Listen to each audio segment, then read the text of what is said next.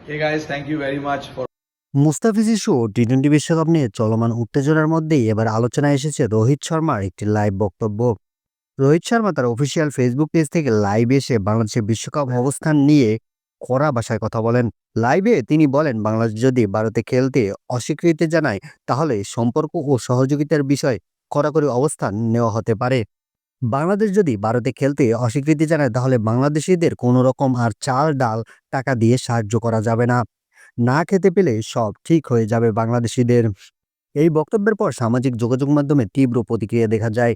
অনেকেই বলছেন, খেলাধুলার মতো জায়গায় এমন ভাষা উত্তেজনা বাড়ায় এবং দুই দেশের মধ্যে ভুল বোঝাবুঝি তৈরি করে।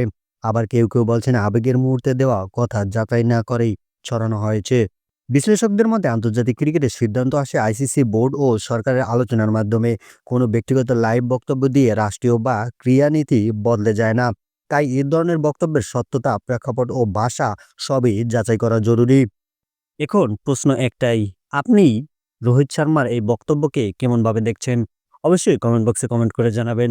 ভিডিওটি ভালো লাগলে লাইক করবেন এবং চ্যানেলটি সাবস্ক্রাইব করবেন।